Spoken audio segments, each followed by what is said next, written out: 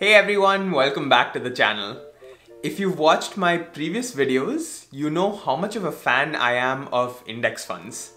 You get diversification, low costs, solid returns, and importantly, you don't need to get your blood pressure up checking your portfolio every day. For the average person, this is the easiest way to invest in the stock market. So in today's video, I'll be walking you through the best index funds to invest in and hold forever.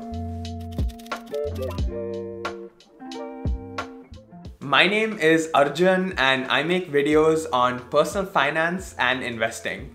If this sort of content interests you and you want to learn more, consider subscribing to the channel and turning bell notifications on so that you don't miss out on any new videos. Alright, so for those of you who aren't familiar, an index fund is essentially an investment that tracks a particular market index. So this could be the S&P 500 or the Dow, for example.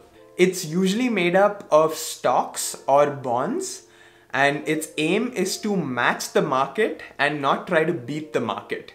It's a simple strategy that tends to outperform most active fund managers in the long term. So without further ado, here are my top 5 index funds to invest in no particular order. Up first, we have the Vanguard Total Stock Market Index Fund, ticker symbol VTSAX. Let's face it, you can't make an index fund video without mentioning this fund because it is the largest mutual fund in the world with over $1 trillion in assets under management. This fund tracks the entire US stock market. So you have small cap, mid cap, and large cap companies across different sectors. Its largest holdings include Apple, Microsoft, Amazon, and about 3,700 other stocks that follow. In the last 5 years, this fund has returned 16.65% annually. It is extremely well diversified and has an expense ratio of 0.04%. By the way, the expense ratio is the annual fee that's charged to cover the operating expenses of the fund. So you want this to be as low as possible. It does, however, come with a minimum investment of $3,000, which I know can be pretty steep, especially for beginner investors. But if you stay till later on in the video, I'll tell you a way that you can completely bypass this minimum investment. So you gotta keep watching. This fund is pretty much the gold standard for me. You know how there's that rhetorical question of, oh, if you could put all of your money only into one investment, which one would it be? For me, it would be VTSAX hands down. It's had a great history so far. And as long as the US economy continues growing, this fund will continue doing well in the future as well. Up next, we have the Vanguard 500 Index Fund. This was the first index fund that was ever made available to individual investors all the way back in 1976. 50 years later, this fund is still going strong. You know what they say, right? If it ain't broke, don't fix it. It tracks the 500 largest companies in the US stock market. So it essentially mirrors the S&P 500 and covers about 3/4 of the entire market value. Its largest holdings again are Apple, Microsoft, and Amazon because it's market cap weighted. And it's returned 16.26% annually in the last 5 years. This means that a $10,000 initial investment would have grown to $21,000 in those same 5 years.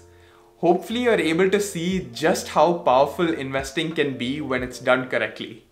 This is a passively managed fund, so it has an expense ratio of 0.04%. And it still has that $3,000 minimum investment. The man, the myth, the legend, Warren Buffett himself said that for the average investor, the best thing to do is just buy an S&P 500 index fund and hold on to it forever. So you really can't go wrong with this fund. Third on the list, we have the Vanguard Total Bond Market Index Fund, ticker symbol VBITLX. The previous two funds that I spoke about focused on stocks or equities, but this one focuses solely on bonds, which are fixed income assets. This fund provides exposure to the entire US bond market. So you have corporate bonds, government bonds, and other kinds of bonds as well, making it the largest bond market index fund in the world. These bonds have varying maturity from less than a year all the way to over 25 years. It has a low expense ratio of 0.05% with that same $3,000 minimum investment. When looking at performance, it's returned 3.07% over the last 5 years. So it's significantly less than the previous two funds that I spoke about, but it's a much safer, lower risk option. So it's not surprising that the returns are lower too. The older you get, the more you want to de-risk your portfolio and preserve your wealth. As you grow into your 30s and your 40s, that's when you want to start adding more and more bonds into your portfolio. And this is a really good fund to consider. Next up is the Vanguard Total International Stock Index Fund, or VITIX. VITIX tracks the FTSE Global All Cap ex-US Market Index. That was a mouthful to say, but it does give you exposure to both developed and developing international economies, excluding the US. When you look at the graph of US stocks versus non-US stocks, you can see that there are different periods in time where one outperforms the other. In the last decade, US stocks have been ahead, but the previous decade, it was the other way around.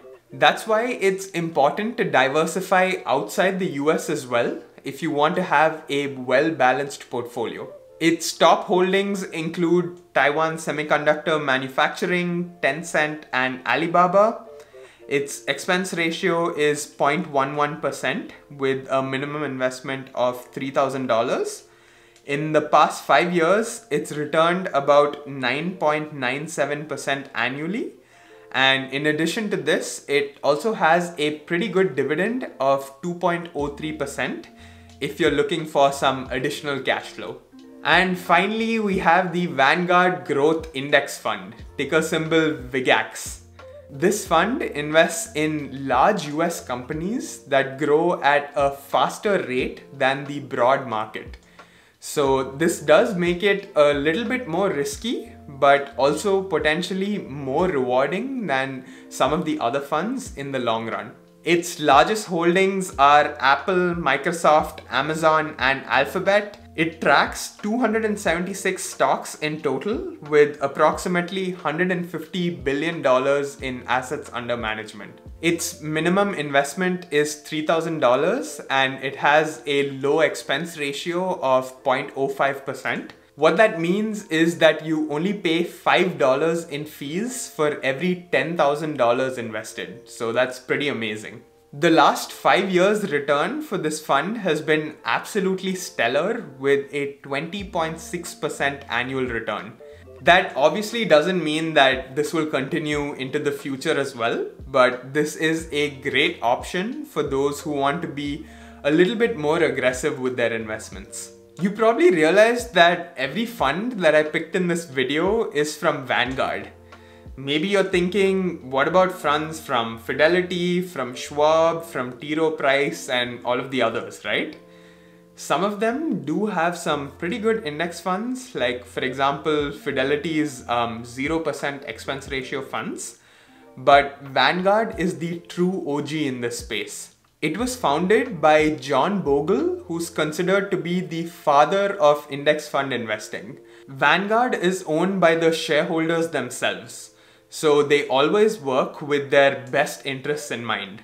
They've been able to create well-managed funds with low costs, and they've also developed a pretty trustworthy reputation over time. That's why I'm very comfortable leaving a large portion of my investments in Vanguard funds. All of the index funds that I've spoken about so far are traditional mutual funds. While mutual funds can be great, it does mean that you'd need to have an account with the brokerage that's offering these funds.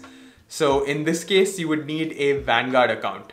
Technically, you can buy these funds even from other brokerages, but you're going to be hit with fees. So that is not the smart thing to do. If you already have an account with Robinhood, Webull or Fidelity and you're thinking, I probably don't want to open another account, you still can get in on the index fund action by buying ETF versions of these funds. ETFs are sort of similar to mutual funds, except that they trade on the exchange like stocks. So that means their value goes up and down during the day. I'll throw a list up here for the ETF equivalents of the top mutual funds. So we have VTI, VOO, BND, VXUS, and VUG as their ETF counterparts. This is the trick that I was talking about earlier because these ETFs don't have any minimum investment. You can get started with as little as a few dollars even, and you can buy them pretty much on any brokerage. If you want to start investing and get 2 free stocks in the process, I will leave my Webull link down in the description box below for you to check out. These index funds are some of my favorites, but it does not mean that I'm directly recommending any of them to you. I am not a financial advisor, so please do your own research before randomly listening to a floating head on YouTube. If you found value in this video, please drop a like on your way out. It helps the channel tremendously. Thank you all so much for sticking around to the end of the video. I will see you in the next one.